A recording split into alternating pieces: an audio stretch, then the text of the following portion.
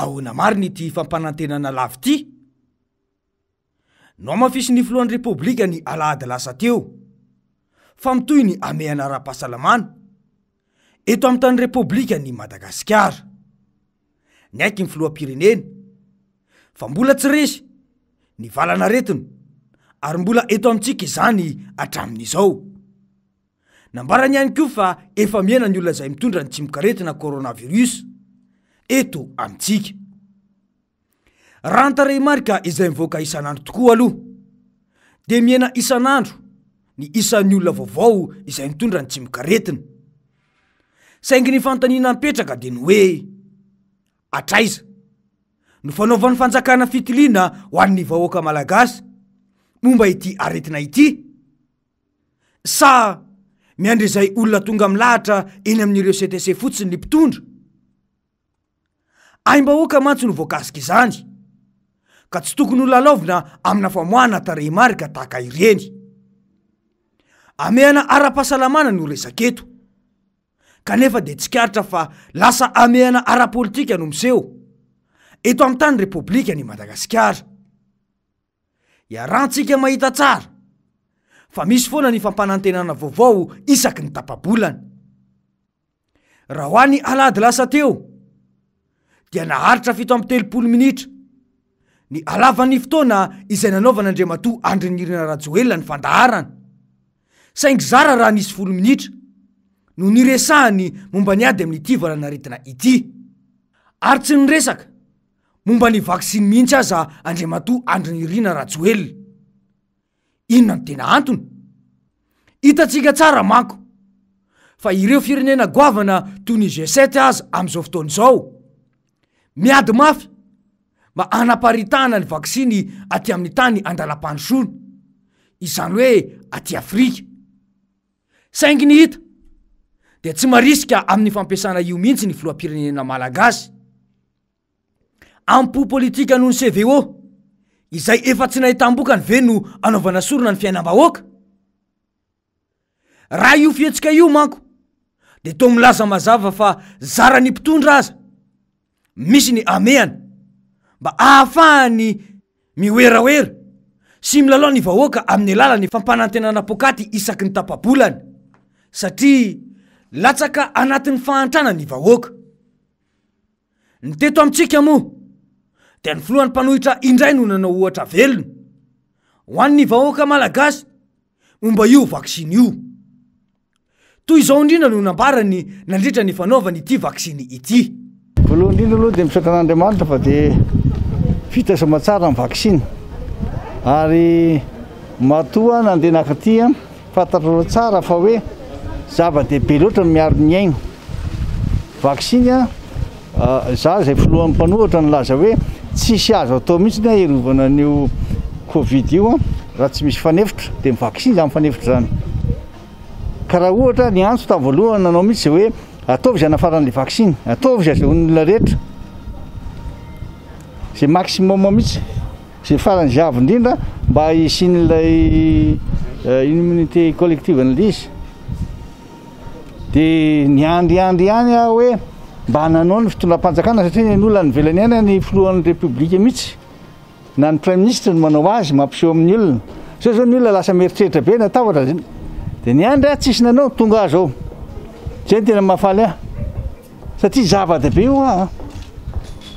za mety mahita vaksiny na etsy na roa fa tena nanaja mihitsy an'ilay tenenina hoe tokony manao mametraka tsara modely mametraka tsara an'ilay fampatokisana ilay confiance amin'ny olona fantatro mihitsy fa tena famafao be ny sain'ny olona amin'izao fotoana izao satria lasa ilay filazana fa hoe tsy mety vaksiny vaksiny dia olona vaksiny izy malala fa vaksiny poliomyélite no avarianana na avarianana matoy izy ny OMS Organisation Mondiale de la Santé ne zany dia efa manana garantie izy ka raha niresaka tamin'ilay coordonnateur résident ty tsisy atoranao mihitsy io izy tsisy aloha andrandrasana zareo mpitondra mba hampiseho modèle mba hampiseho tsara fa hoe ilaina dilaina vaksiny za aloha tsy nanao vaksiny hafa ty haniny sao dia misy manao indray ty hoe ty misy hafa reo le vaksiny zay ekeniny eran-tany any izany no atao hoe olona manana leadership ary natao hitarika ekena fa tsy antery ny vaksiny saingy ny fanentanana momba izany aza tsy nataon'Andriamatoa Andrinirina Rajoelina ny alady lasa teo fa fivarotana maketa momba ny asa izay heveriny fa atao any atsimon'ny Nosy indray no nataony raha ny fidinana ifotony isaky ny mihetsika nataon'ny filoham-pirenena tany atsimo hatramin'izay angamba ka efa tanteraka avokoa izay nolazainy rehetra tany efa paradisa ny tany atsimo ary inona fa tsy ilazany zao sy zao isony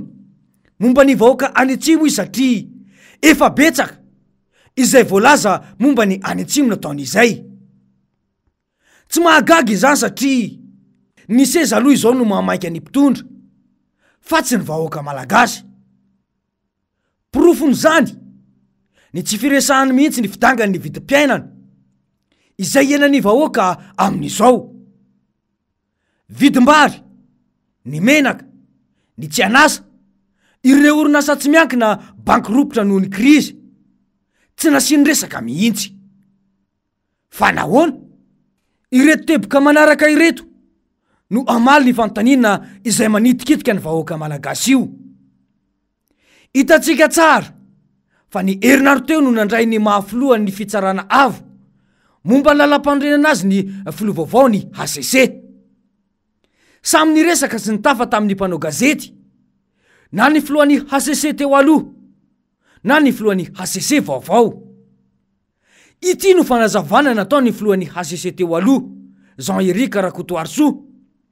izay saika verenarana tamin'ny hoe azo raisina fa tsy mitombona taori ny famindra-pahefana io ny alana amin'ny krizy mizavatra ny tranga mety tsy mahafaly ny sasany didy fa zay dia nanatanteraka ary ny tsy fikortanan'ny firenena foana no ny tandrovana matoatsika mbola afaka mihoana ohatr' zao dia tonga mafa vita ny adidy raha tamin'ireny fotoany ireny dia tena nandalo fotoatsarotra ny firenena reny zany ny tena nanahirany izahay dia ny tsara tsy hisi ny krizy teto Madagasikara mazava arak'izany fa nisy kandida izay tsy anaiky mihitsy ny voka-pifidianana teto raha toa ka resy dia mipetraka ny fanontaniana hoe iza io kandida io kandida roa ihany mantsy no ny faninana tamin'ny fiodinana faharoa iny dia Andriamatoa Marc Ravalomanana sy Andriamatoa Andrinirina Rajoelina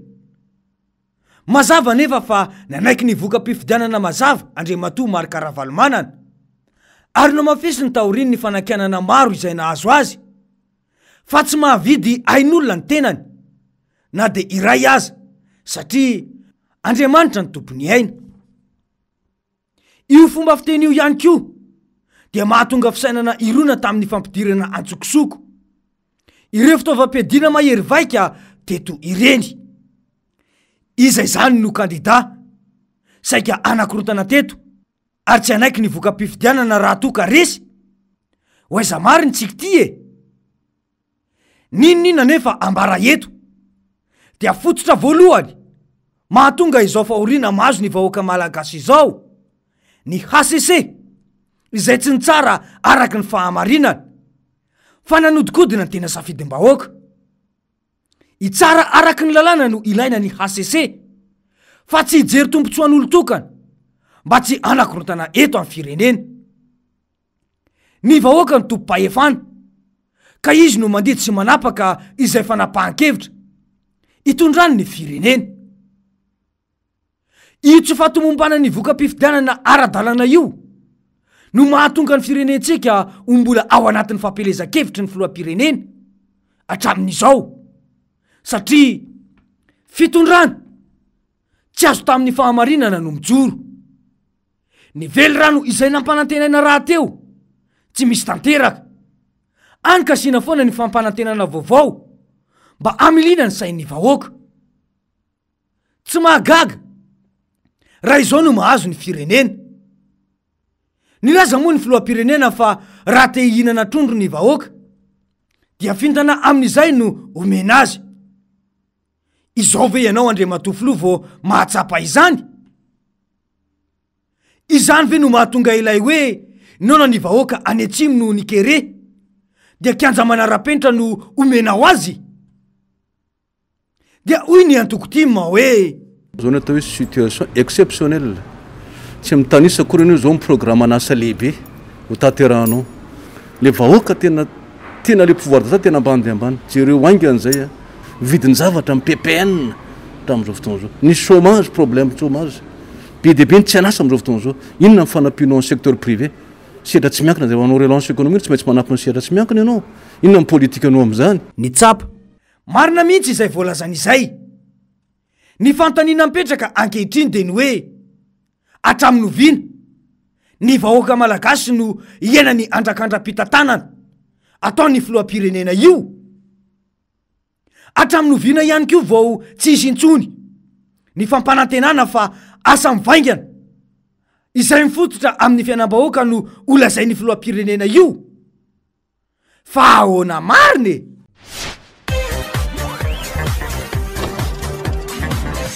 Ahoana mariny?